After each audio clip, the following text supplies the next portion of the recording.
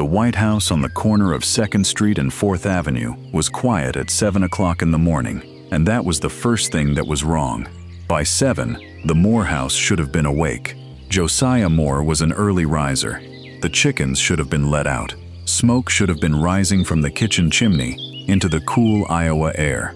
Instead, the curtains were drawn on every window, the doors were shut, and the small white farmhouse sat still in the June light, as if it were holding its breath. A neighbor named Mary Peckham noticed. She would be the one to raise the alarm. And what waited for the men who finally opened that door would go unsolved for more than 100 years. Villisca, Iowa, June of 1912. It was a town of about 2,500 people in the southwestern corner of the state, in Montgomery County, surrounded by cornfields and the low green hills of the Nishnabotna River Valley. The name came from an Indian word that local legend translated as pleasant place or pretty place, and in the summer of 1912, that is what it was. Villisca had brick storefronts along its main street, a train depot busy with the Burlington line, a bandstand in the park, and more than a dozen churches for its size. There were dry goods shops and a hardware store, horse-drawn wagons sharing the dirt streets with a handful of new automobiles, and gas lamps that had only recently begun giving way to electric ones. It was the kind of place where people left their doors unlocked, where neighbors knew each other's chore schedules by heart, and where a family failing to appear on a Monday morning was cause for genuine concern. The Moore family lived in that white two-story house on the edge of the residential blocks, near the wide fields that ran out toward the county line. Josiah B. Moore was 43 years old. He had grown up in the area, and he had made himself into one of Villisca's more successful businessmen. For years he had worked in the farm implement trade, selling plows and equipment out of a store owned by a prominent local man named Frank Jones. Then Josiah had gone out on his own. He opened a competing implement business, took the John Deere dealership with him, and did well. That decision, small and ordinary at the time, would matter a great deal later. But in 1912, it simply made him a respected merchant who had built something with his own hands. Sarah Moore was 39. She had been born Sarah Montgomery, and she was the emotional center of the household, and in many ways, of the church community around it. She sang, she taught, she organized. At the Villisca Presbyterian Church, she was the one who ran the children's programs, arranged the recitations, and gathered the young families together. People who knew her described a warm, capable woman who moved easily between her own kitchen and the front pews of the church. She kept the house, raised the children, and carried the social life of a small congregation on her shoulders, the way many farm and town women of that era did, quietly and without much thanks. There were 4 more children. Herman was 11, the oldest, a serious boy on the edge of adolescence. Mary Catherine was 10, though the family called her Catherine. Arthur Boyd was 7, known simply as Boyd, and Paul, the baby, was 5. 4 children between 5 and 11, sleeping in the upstairs bedrooms of a house their father had bought and their mother had made into a home. On the second Sunday of June, none of that would matter anymore. But to understand how 8 people came to die inside those walls in a single night, the record has to slow down and stay, for a while, on the last ordinary day any of them ever had. Sunday, June 9th, 1912. It was Children's Day at the Presbyterian Church, and Sarah Moore had spent weeks preparing for it. The program was a small local tradition, an evening service built around the town's children, with recitations, songs, and a series of exercises the young people had rehearsed. Sarah had coordinated the whole thing. Her own children were part of it. The church filled that evening with families in their Sunday clothes, the summer light coming long and gold through the tall windows, the sound of small voices working through their lines. Among the children at the program were 2 sisters who did not live in town. Lena Stillinger was 11, close to 12. Her sister Inna was 8. The Stillinger girls lived on a farm outside Villisca with their family, and they had come into town for the church program. As the evening wound down, the 2 sisters were invited to spend the night at the Moore house with the Moore children, rather than make the trip back out to the farm in the dark. It was the sort of casual, kind arrangement that happened all the time. 2 little girls staying over on a Sunday night. Ina had never planned to be in that house at all. This decision seemed small at the time. It was not. The program ended sometime after 9:30. The Moores and the 2 Stillinger sisters walked home together through the quiet streets of Villisca, the children tired and pleased with themselves, the summer night warm around them. They reached the White House on the corner. Lamps were lit. The children were put to bed, the 4 more children in their rooms upstairs, Lena and Ina in the downstairs bedroom off the parlor. Josiah and Sarah went up to their own room. At some point before midnight, the last lamp in the house went dark. And somewhere in that same house, in the black quiet, someone else was already there, waiting. The investigators who came later believed the killer had been inside the Moore home for hours before the family ever came home. In the attic space above the 2nd floor, they found 2 cigarette butts, as if a person had crouched there in the dark, smoking, listening to the house fill up with life below. Whoever it was had likely slipped in during the day or the early evening, while the family was at church, and simply stayed, hidden, patient enough to wait through the walk home, the bedtime, the last quiet conversation between husband and wife, the final creak of the stairs. The weapon was already in the house, too. It belonged to Josiah. His own axe, kept for chores, was taken up and carried through the rooms in the dark. What happened next occupied only a short span of the night, and the record describes it with a terrible economy. Sometime in the small hours of June 10th, the killer moved through the house and struck each sleeping person in turn. The coroner would later determine that Josiah and Sarah Moore were attacked first, in their upstairs bedroom, and then the 4 more children in theirs. Then the killer went down to the parlor bedroom where the 2 Stillinger sisters lay. The medical examination suggested Lena had stirred, that she had not died in the same instant sleep as the others, that she had known, for a moment, that something was in the room. Her little sister Ina was beside her. Both girls died in that downstairs bed. The record does not describe what those minutes were like for the people in that house, and this account will not invent it. The library of the imagination is a cruel place, and the facts are heavy enough. 8 people, 6 of them children, all of them asleep in a home they trusted, in a town where the doors did not lock. When it was done, the person who did it did not simply flee. And it is what happened after the killing, more than the killing itself, that has kept investigators and researchers circling this case for over a century. The killer moved through the house with a strange, deliberate care. In every room, the mirrors were covered. A mirror over a dresser, a small looking glass, the glass front of the sideboard. Each was draped with clothing or bedding so that no reflective surface was left uncovered. The faces of the dead were covered as well, with sheets and bedclothes drawn up over them. The heavy curtains were pulled shut on every window. In the doors, the keyholes were stopped up. In one, a piece of cloth had been carefully stuffed into the keyhole from the inside, blocking any view. The axe was wiped down and set aside in the downstairs bedroom, leaned against the wall near the Stillinger girls. 2 kerosene lamps were found at the foot of the beds, their chimneys removed and set aside, the wicks turned low so they would give only the faintest glow. On the kitchen table sat a plate of food that no one had eaten.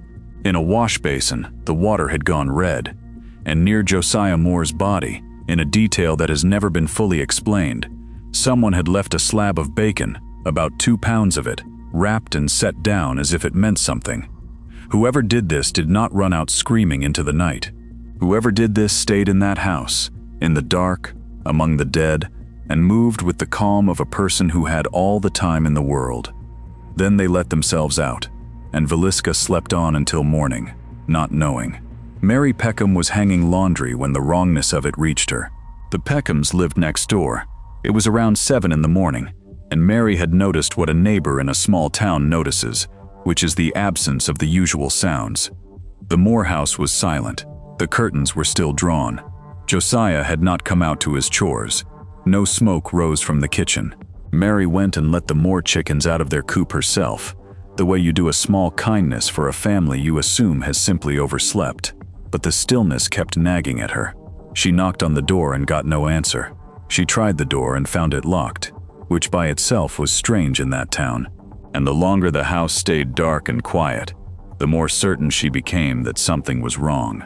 Mary Peckham did not go in. She telephoned Ross Moore. Ross was Josiah's brother, and he lived in town. When Mary reached him and described the silent house, Ross came at once. He knocked, called out his brother's name, and heard nothing. He had a key to the house, but for some reason it did not work, or he could not bring himself to use it alone, and so he sent for the town marshal. Hank Horton, Villisca's peace officer, arrived, and it was the two of them, Ross Moore and Marshal Horton, who finally opened the door and stepped inside. They went into the downstairs bedroom first, and there, in the gray morning light coming weak through the drawn curtains, they found Lena and Ina Stillinger. Ross Moore did not go any further. He did not need to. He backed out of that room and out of that house, and the look on his face told Marshal Horton everything. Horton went through the rest of the rooms alone, up the stairs, into the bedrooms where the Moore family lay under their covered faces, and then he came back down and out into the street, and he said the words that would break the town. Everybody in the house was dead. Someone had killed all of them. Word moved through Villisca the way fire moves through dry grass. Within an hour, the news was everywhere, and people came. They came from the neighboring houses and then from farther out, on foot and in wagons, drawn by the most terrible thing that had ever happened in the county. And here, the record turns from tragedy to something almost as painful, because the crime scene inside that White House, the single most important source of truth about who had done this, was about to be destroyed, not by any villain, but by ordinary people who did not know any better. There was no rope line. There was no forensic team. In 1912, in a town of that size, the science of protecting a crime scene barely existed, and so the citizens of Villisca walked into the house. Neighbors, friends of the family, the merely curious, and eventually strangers who had heard the news at the depot, filed through the rooms where 8 people had been killed. Estimates of how many people passed through that house before it was finally secured run into the dozens, and by some accounts well over 100. They touched things. They picked up the axe. They moved through the bedrooms. Someone, at some point, reportedly handled objects, shifted evidence, left their own fingerprints and footprints layered over whatever the killer had left behind. You would think someone in authority would have stopped it. No one did. Not in time. By the time the bloodhounds arrived, brought in from another town to try to track a scent, hours had passed, and the ground around the house had been trampled by half of Villisca. The dogs picked up a trail that led toward the edge of town and then lost it. Investigators came, including private detectives, and eventually the Iowa National Guard was posted to keep the crowds out.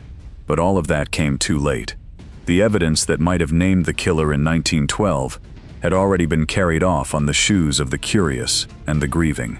Whatever the covered mirrors and the stopped keyholes and the 2 pounds of bacon might have told a careful examiner, most of that testimony was gone within a day. This is one of the reasons the Villisca case has never been solved.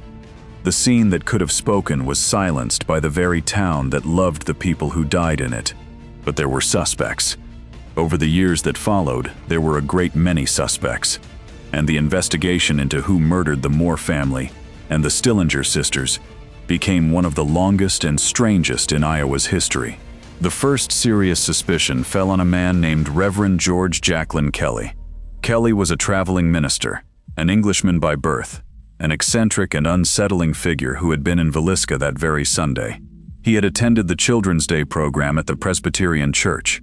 That night he had lodged in town, and early the next morning, June 10th, before the bodies were even discovered, he had boarded a train and left. In the days and weeks that followed, Kelly's behavior drew attention. He talked about the murders to strangers, sometimes in unnerving detail. He was said to have written away for crime scene information. He was, by many accounts, a deeply troubled man, prone to strange statements and inappropriate conduct, the kind of figure a frightened community fixes on. Years later, in 1917, Reverend Kelly was arrested and charged. He had, under long interrogation, given a confession, though he quickly recanted it, and it was widely regarded as coerced, extracted from an unstable man by investigators desperate for a resolution. Kelly was tried not once but twice. The first trial, in the autumn of 1917, ended with a hung jury. The panel, unable to agree. The second trial, the following year, ended in a full acquittal. George Kelly walked free, and to this day his guilt or innocence remains one of the central arguments of the case. Some who have studied it most closely believe he was the most likely killer. Others believe he was simply a strange, unlucky man who happened to be in the wrong town on the wrong night. If you are the kind of person who keeps a lantern lit for the forgotten cases of American history, and you would like this channel to keep bringing them to you, one at a time and always from the record, then follow along quietly. There are a great many ledgers still to open. By 1912, in the immediate aftermath, a second and very different theory had already taken hold, and it pointed not at a wandering preacher, but at one of the most powerful men in town. His name was Frank F. Jones. He was a Villisca businessman and a member of the Iowa State Senate, and he was the man Josiah Moore had once worked for before leaving to start his own competing implement business.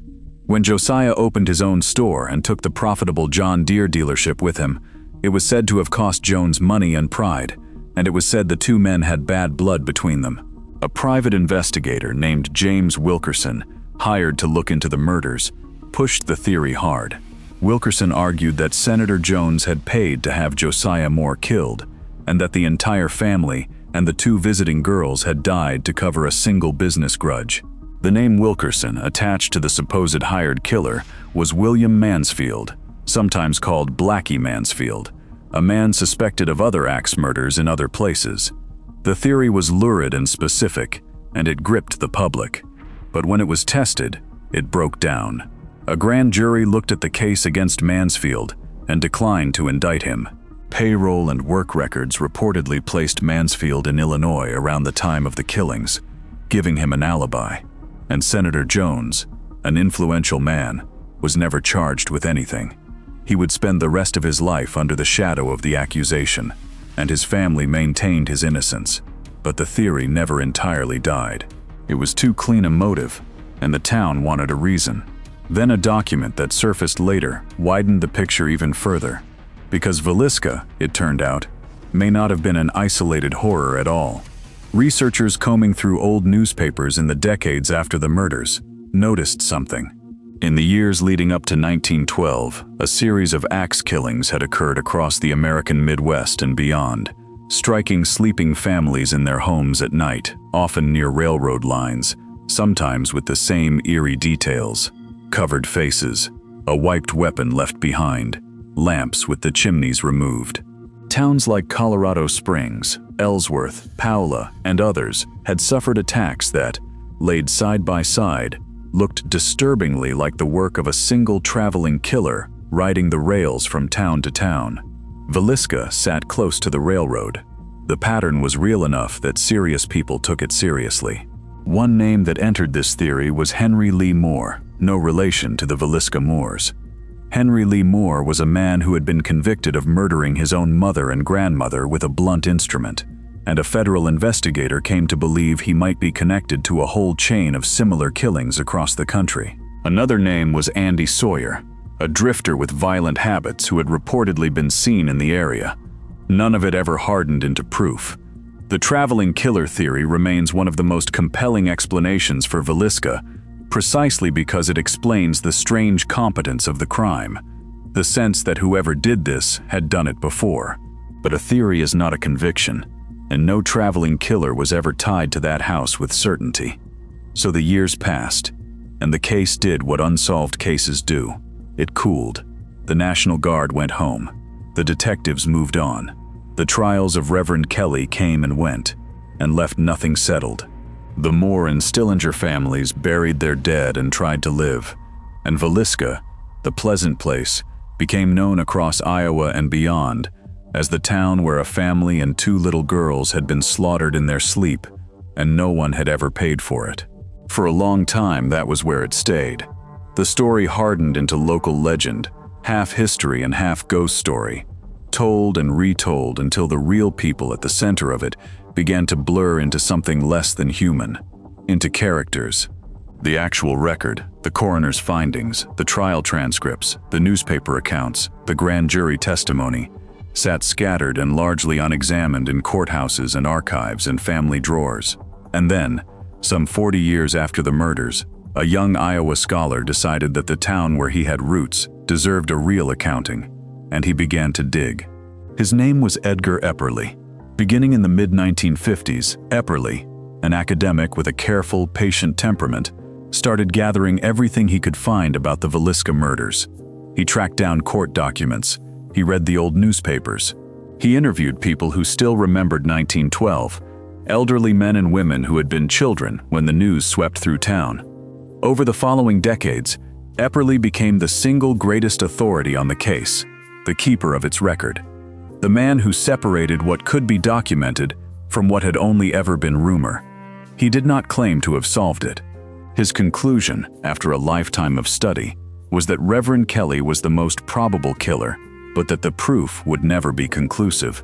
What Epperly did instead was more valuable and more honest. He preserved the truth of the case from the fog of legend, and he insisted, again and again, that 8 real people had died, and that they deserved to be remembered as people. A later historian, Roy Marshall, built on that foundation and published the most thorough written account of the murders, working from the primary documents Epperly and others had preserved. Between them, the case was rescued from the tourist brochure version of itself and set back down, carefully, on the record. The house is still there. For most of the 20th century, the White House on the corner passed through private hands, lived in by ordinary families, most of whom had no wish to be known for it. Then, in 1994, a couple named Darwin and Martha Lynn bought the property and restored it to look as it had in 1912. The electricity and the modern fixtures came out. The oil lamps and the period furniture went back in. The Villisca house was open to the public as a museum, and it draws visitors from across the country, some for the history, some for the ghost stories that have grown up around it like ivy. People pay to walk through the rooms. Some pay to stay the night. There is something uneasy about that, and the uneasiness is worth sitting with. The place where 6 children were murdered has become a place people visit for a thrill. The channel takes no position on the ghosts. What the historical record documents is not a haunting. It is a mass murder, committed by a human being who was never caught, in a town that accidentally destroyed the evidence that might have caught him, and a silence that has now lasted more than 110 years. What became of the people who survived the edges of the story is its own quiet coda. Ross Moore, who opened the door and found his brother's family dead, lived the rest of his life in the shadow of that morning. The Stillinger parents, who had let their 2 daughters stay over in town on a Sunday night, as an ordinary kindness, buried Lena and Ina, and carried a grief that has no name. Frank Jones, the senator, died with the accusation still hanging over him and was never charged. George Kelly, acquitted, disappeared back into the strange margins of history. And Villisca, the pleasant place, went on being a small Iowa town, forever marked by the worst night it ever had. The court records do not tell us who climbed into that attic and waited. The coroner's report does not name the hand that carried the axe from room to room. The trial transcripts end in an acquittal, and a hung jury, and no answer at all. Where the record is silent, this account stays silent too, because the silence is the truth of it. 8 people went to sleep in a White House in Villisca, Iowa, on the 9th of June 1912. Josiah Moore, 43. Sarah Moore, 39. Herman, 11. Catherine, 10. Boyd, 7. Paul, 5. Lena Stillinger, 11. Ina Stillinger, 8. By morning, all of them were gone, and the person who did it walked out of that house and out of history, and was never seen for what he was. The ledger stays open. The names are all we are certain of, so the names are what remain.